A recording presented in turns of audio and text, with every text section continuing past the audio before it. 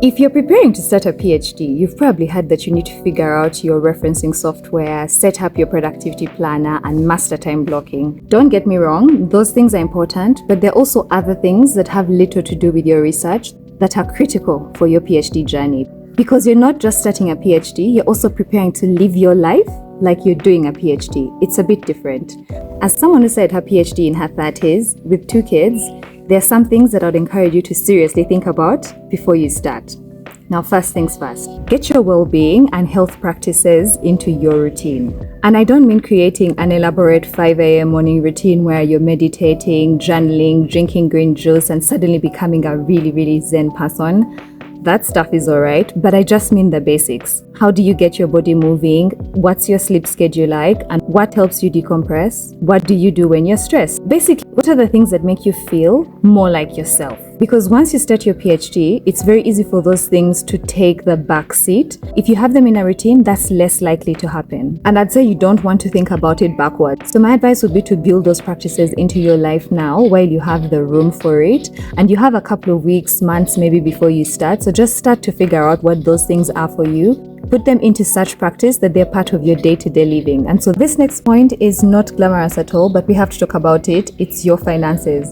Get your finances in order. Now, PhD stipends are notoriously small. They're not paying you to live it up. You will not be shaking your ass on a yacht in Dubai. No, that's not going to happen for you. But you will be making enough to live a reasonably good life. But it's also really important that you plan for that money and plan it really tightly. Now, for me, I started my PhD with 2 kids in a new country by myself. So that meant that the stipend that was set aside for one person, I now had to figure out how to make it work for me and my family of 3. It required me to plan very tightly, figure out what the essential expenses were going to be, and work out what could be saved from that little stipend to maybe save and invest.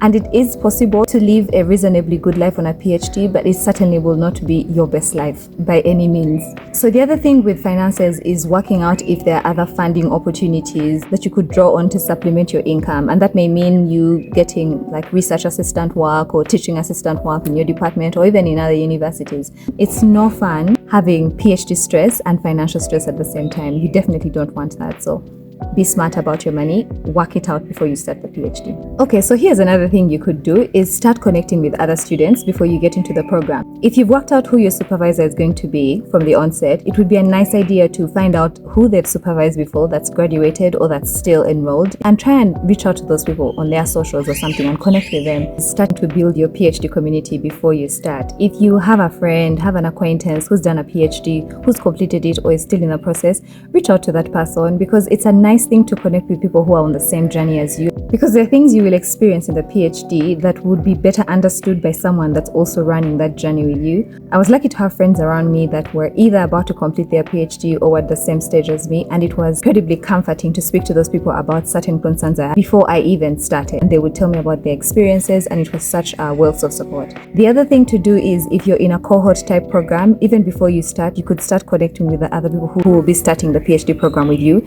because these are the people you're going to walk this journey with, and it doesn't have to connect with them early on. I was lucky that there was someone in my class who we both was figuring out the visa, moving countries issues, and trying to adapt to a life in the UK, and it was really wonderful having her support when we started out the PhD. So number 4 is getting really clear on your why. Like, why are you enrolling in this program? And I don't mean that answer you wrote up in your application. I mean your true why. Is being called doctor something important to you? Is it a dream you've had since you were a child? Is it critical in your particular field to have a PhD? Does that guarantee career progression? Is it more money? Like, why exactly are you doing this PhD? Whatever reason it is for you is valid. Spend these next few weeks mulling over that and confirming it. I mean, you've already applied and got in, but getting really clear on that why is important, because further down the line, when things become difficult and you're on the brink of quitting, you'll go back to that why, and there'll be times when you're really tired, when the process is not as rewarding as you thought it would be,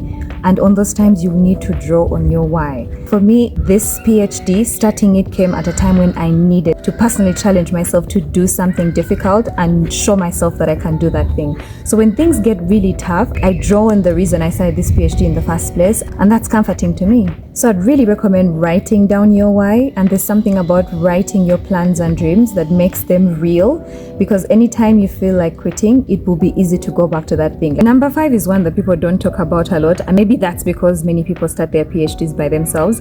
But if you're someone who has a family, you've got children, you've got a partner, or people that are within your home as you take on this PhD, you need to prepare those people. For me, this point was critical because I started my PhD with my 2 children and we had moved to a new country, so there was all the settling in that happened. But also once the PhD began and the classes are on and the courseworks and things became really intense, because my kids' understanding of going to school was you go to school, study, do everything, leave, come home and rest.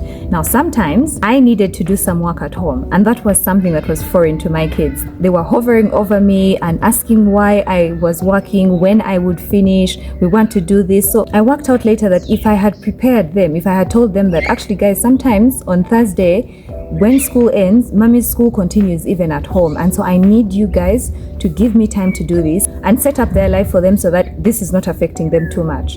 And those things are not always negative. Like, me and my kids developed such a wonderful relationship around the library. Like, this was a place we would go where they would read books and explore and do activities, and I would go into a library room for an hour and do some work, and at the end of the day we would go outside, get some ice cream, do something together. But we would have started our day with me being productive and then being creative and reading and doing things. And they don't see it as me working per se, but I am working, but it's also time that we're spending together as a family in the library. Like, the library became a connecting space for us, and that's a positive thing. But my point is, prepare your people for the changes that are coming. So those are my 5 things. Get your well-being in order, figure out your finances, start connecting with your PhD community, prepare your family members, and of course, know your why. If you're preparing for your PhD, I hope this gives you a few things to think about before you dive in. And if you've already done your PhD, what are things that you think you should have thought about before you started? Please share in the comments. Let's get connected. Thank you. Bye.